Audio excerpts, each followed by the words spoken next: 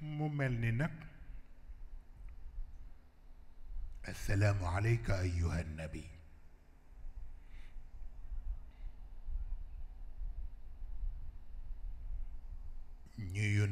ñu nuyu yonent bi sallallahu alayhi wa sallam nuyu ko ci guddeem gile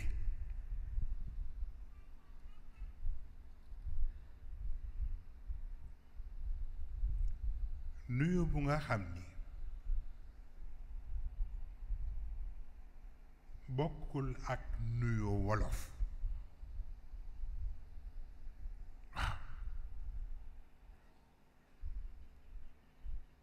ay nuyoo rekk ba jàmm daan nga yem déedéet dañ koy nuyu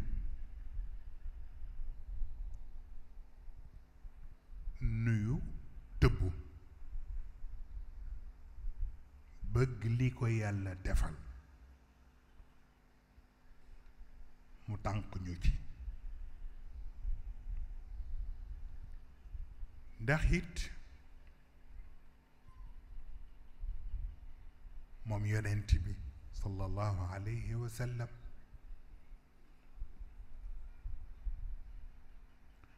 digganteem ak boroomam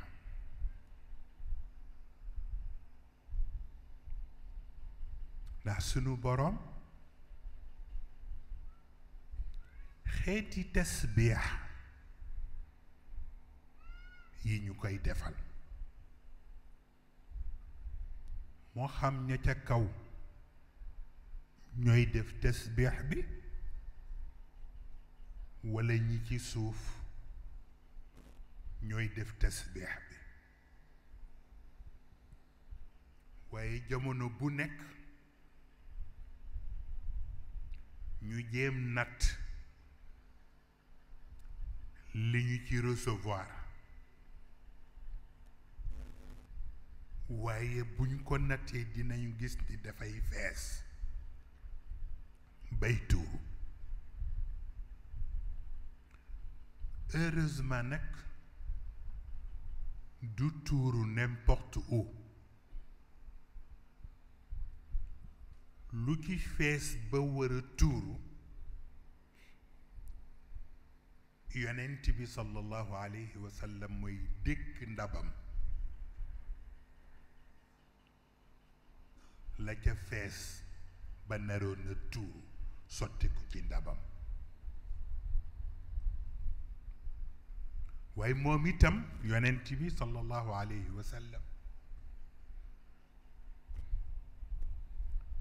mu amati jaaxle bi mooy lan mooy ndab bi mu war a def subahaat yooyu le fekk na ay salaatu jiitu ca ba noppi